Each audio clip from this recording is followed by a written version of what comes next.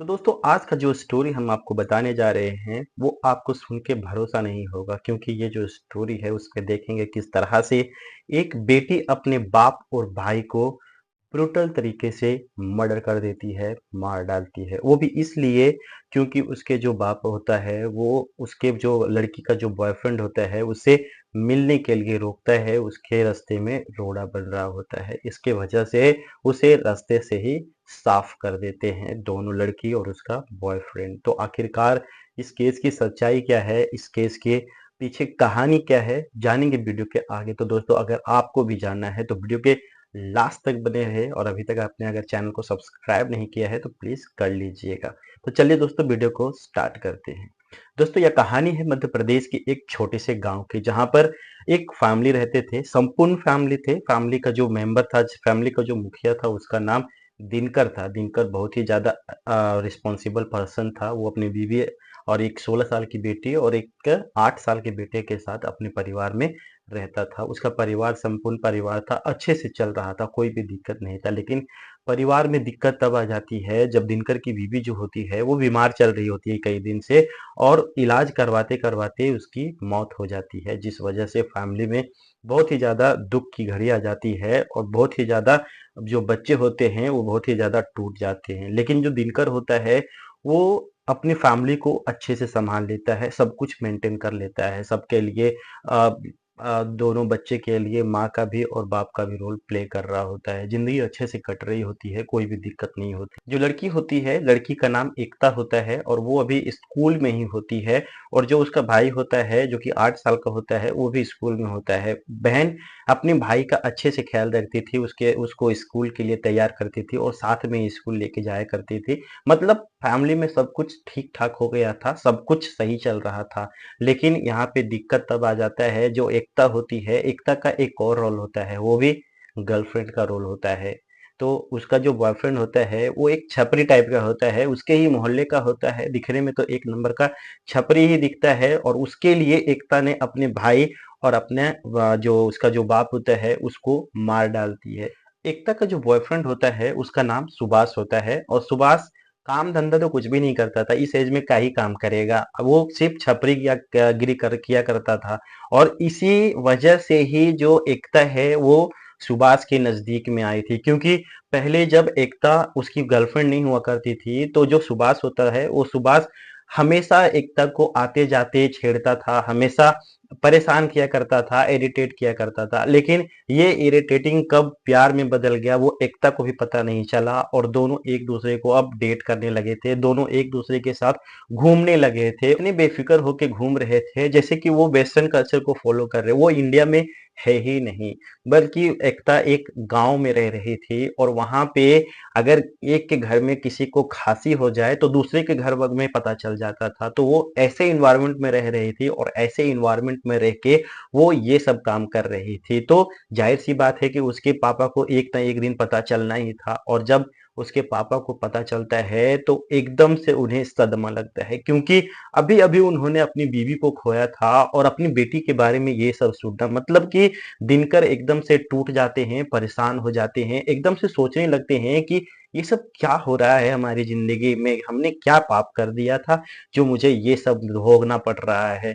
अब जो दिनकर होते हैं वो अपनी बेटी को बड़े प्यार से समझाने की कोशिश करते हैं। वो कहते हैं अपनी बेटी को साथ बिठा के कि बेटा तुम अभी सिर्फ 16 साल की हो, तुम्हारी उम्र ये सब करने की नहीं है, तुम अपनी पढ़ाई पे फोकस करो, तुम्हें कुछ बनना है। लेकिन जो एकता होती है एकदम से पापा की बात को इग्नोर कर देती है, एकदम से ये मानने के लिए राजी ही नहीं होती है कि जो लड़का सुभाष है वो एक नंबर का छपरी है और उसके साथ वो कभी भी खुश नहीं रह सकती है। अब जो दिनकर होते हैं वो बहुत ज्यादा समझाने की कोशिश करते हैं लेकिन वो हर बात को मना कर देती है। अब दिनकर बहुत ही ज्यादा परेशान हो जाते हैं। अब ऐसे ही वो दिन गुजर जाता है और अगले ही दिन जो दिनकर होते हैं वो अपनी बेटी को उस लड़के के साथ देख लेते हैं, वो भी हाथ में हाथ डाल के घूमते हुए। अब जब दिनकर ये चीज देखते हैं तो उनका दिमाग ठनक जाता है और सीधा जाके वो कंप्लेन लॉक करा देते हैं पुलिस स्टेशन में। और जो एकता होती है, एकता को भी प्रेशराइज करते हैं ये बोलने के लिए कि मुझे ये लड़का परेशान कर रहा है। अब एकता तो उस टाइम जाके पुलिस स्टेशन में बोल देती है और कंप्लेन लॉक करा देती है। अब जो एकता होती है वो नाबालिग होती है, जिस वजह से जो सुभाष होता है उसे अरेस्ट कर लिया जाता है और उसे जेल भेज दिया जाता है। अब जो एकता के पापा दिनकर होते हैं वो सोचते हैं कि एकता को यहाँ से दूर भेज दिया जाए ताकि वो वहां पे जाके अपनी पढ़ाई को फोकस कर सके। अब जो दिनकर होते हैं उसे अपने भाई के पास भेज देते हैं और एकता भी वहां पे चली जाती है। अब यहीं से एकता और वो जो लड़का जेल में बंद था वो दोनों मिलके प्लानिंग करना चालू कर देते हैं और यहाँ तक कि जो एकता होती है वो बहुत सारा वेब सीरीज और जो क्राइम स्टोरीज होते हैं वो सब वो देखना चालू कर दी थी। वो ये सब देख रही थी कि किस तरह से अपने बाप और भाई को रास्ते से हटा दिया जाए और वो दोनों पकड़ में ना आए। अब ये जो प्लानिंग था वो चल ही रहा था और इसी बीच जो एकता होती है वो सुभाष को भी जेल से छुड़वा लेती है। वो कोर्ट में जब ये आता है, कोर्ट में जब सुनवाई होता है तो जो एकता होती है वो बदल जाती है। वो सीधा सीधा मना कर देती है कि मैंने ऐसा कोई कंप्लेन दिया ही नहीं है, मैंने जो भी बोला है वो पापा के प्रेशर में आके बोला था। इस वजह से जो केस है वो एकदम से खत्म हो जाता है, एकदम से खत्म मतलब कि सुभाष को छोड़ दिया जाता है, बाइज्जत बरी कर दिया जाता है। अब जब वो बरी हो जाता है तो फिर से ये दोनों का मिलना जुलना चालू हो जाता है और ये बात दिनकर को पता नहीं होता है। अब एक दिन की बात होती है जब एकता अपने पापा और अपने भाई से मिलने के लिए अपने घर पे आती है और उसी दिन जो दिनकर होता है और उसका जो बेटा होता है 8 साल का, दोनों का मर्डर हो जाता है। वो भी इतने बुरे तरीके से कि दिनकर की बॉडी को काट काट के प्लास्टिक के अंदर भर दिया जाता है और उसका जो भाई होता है उसे मार के फ्रीजर में डाल देते हैं। अब ये सब जब सीन होता है, ये सब जब देखती है मतलब कि जो एकता होती है वो ये सब देखती है, वो भी इसमें इन्वॉल्व थी लेकिन वो अचानक से जब ये सब देखती है क्योंकि ये सारा कुछ उसका बॉयफ्रेंड ने किया था, तो ये सब जब वो देखती है तो एकदम से चीखने लगती है, चिल्लाने लगती है और उसके चीखने की आवाज से आजू-बाजू के लोग को पता चल जाता है और वो जब घर में आते हैं और ये नज़ारा देखते हैं तो एकदम से शॉक हो जाते हैं। अब फटाफट पुलिस को इन्फॉर्म किया जाता है और पुलिस वाले वहां पे अपनी टीम के साथ पहुंच जाते हैं और वो जब अब घर के अंदर जाते हैं और बॉडी का ये हालत देखते हैं तो एकदम से शॉक हो जाते हैं। वो भी मतलब कि डर जाते हैं कि ये क्या देख लिया। अब पुलिस वाले अपना इन्वेस्टिगेशन स्टार्ट करते हैं और जब इन्वेस्टिगेशन स्टार्ट होती है तो वो देखते हैं कि घर में कोई भी फोर्स एंट्री नहीं है, घर का लॉक एकदम से सही है। लेकिन जब वो किचन में देखते हैं तो किचन का जो खिड़की होता है वो टूटा हुआ था। तो सब समझ जाते हैं कि जो जो भी ये कांड को किया है वो खिड़की से आया था। तो ये यहाँ पे ये सीन इसलिए क्रिएट किया गया था क्योंकि वह जो एकता थी, एकता ने पहले से ही प्लान कर लिया था कि अगर मैं जाके दरवाजा खोलूंगी और अगर तुम दरवाजे से आओगे तो सबको पता चल जाएगा। इस वजह से जो एकता थी, एकता दरवाजा नहीं खोलती है, वो खिड़की से सुभाष जो है वो खिड़की से आता है और खिड़की से आने के बाद ये कांड को करता है। अब यहाँ पे जो सीसीटीवी कैमराज लगा था सोसाइटी में वो चेक कर किया जाता है। अब जब सीसीटीवी कैमरा में चेक करते हैं उसमें देखते हैं तो देख के शॉक हो जाते हैं क्योंकि जो सुभाष होता है वो सुभाष एक दिन पहले ही घर की रैगिंग कर रहा था घर में, मतलब कि उसके हाथ में एक थैली होता है और वो थैली में ही सारा जो भी सामान उसने यूज किया था बॉडी को कट करने के लिए, वो सब सामान को घर में ले जाने के लिए एक मौका ढूंढ रहा होता है कि सिक्योरिटी गार्ड कहीं इधर उधर जाए और वो सब सामान को लेके अंदर चला जाए और वो चीजें एकता को दे दे और एकता अपने घर पे वो रख लेगी और जब मैं घर पे जाऊंगा खाली हाथ तब वो एकता मुझे दे देगी और फिर मैं अपना काम कर लूंगा। और वैसे ही होता है, वैसे ही सब कुछ एकदम प्लान के तहत ही चल रहा होता है। अब पुलिस वाले जो होते हैं वो चौराहे का एक सीसीटीवी कैमरा देखते हैं और वो देख के एकदम से शॉक हो जाते हैं क्योंकि जिस दिन मर्डर हुआ था उसी दिन सुभाष घर से बाहर निकलता है और उसके पीछे ही जो एकता होती है वो भी घर से बाहर निकलती है और थोड़े ही दूर में जाके दोनों मिलते हैं और दोनों मस्त में एकदम से हाथ में हाथ डाल के घूम रहे होते हैं, एकदम से बेफिक्र जैसे कि उन्होंने कुछ किया ही नहीं है। और उनको ऐसा लगा भी था कि शायद वो पकड़े नहीं जाएंगे। लेकिन जो सीसीटीवी कैमरा था वो दोनों को कैप्चर कर चुका था और अब पुलिस वाले एकदम से कंफर्म हो गए थे कि दोनों ने ही ये काम को अंजाम दिया है और दोनों को अब अरेस्ट कर लिया जाता है। अब जब अरेस्ट होती है तो सबसे पहले जो एकता होती है वो कुछ भी मानने को तैयार नहीं थी। वो एकदम से इमोशनल गेम खेलने लगती है, वो रोने लगती, गिड़गिड़ाने लगती है। वो कहती है कि मैंने ऐसा कुछ भी नहीं किया है। लेकिन जो सुभाष होता है उसकी ठुकाई की जाती है, एकदम तबीयत से की जाती है एकदम ठुकाई। और जब उसकी तुड़ाई की जाती है तो वो कुछ ही देर में टूट जाता है और सब कुछ कबूल कर लेता है। वो बताता है कि वो कैसे उसने घर में घुसा और कैसे सबको मारा और कैसे फिर वहां से घर से बाहर निकला। तो वो बताता है कि मैं घर में दरवाजे से नहीं जा सकता था, नहीं तो पहले भी मुझ पे एक केस था और उस केस के बिहाफ पे पुलिस वाले डायरेक्टली मुझे ही पकड़ लेते। इस वजह से मैंने खिड़की से आया। खिड़की से आया तो सबको ऐसा लगना चाहिए, सबको ऐसा लगता जैसे कि मैं कुछ चोरी करने के लिए वहां पे गया हुआ था।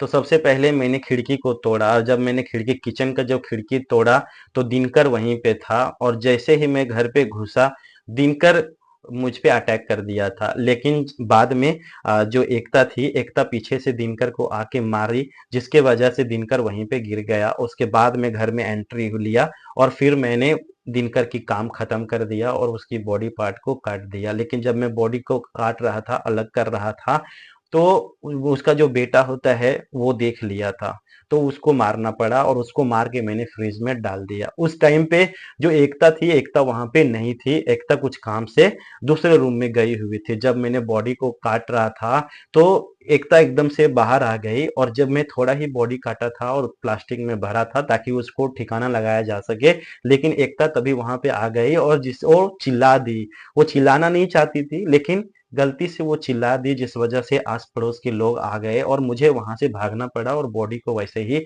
छोड़ना पड़ा।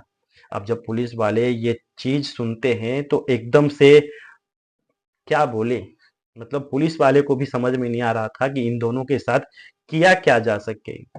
क्योंकि एक तो माइनर थी, जो लड़की थी वो तो माइनर थी, लेकिन उसका जो दिमाग इतना शातिर था कि पुलिस वाले भी एकदम से भौचक्के रह जाते हैं ये सब सुन के। अब पुलिस वाले दोनों के खिलाफ लड़की तो एकता तो माइनर थी लेकिन उसने जो कांड किया था, इतना बड़ा कांड किया था कि एक शातिर दिमाग वाला भी ऐसा ना कर सके।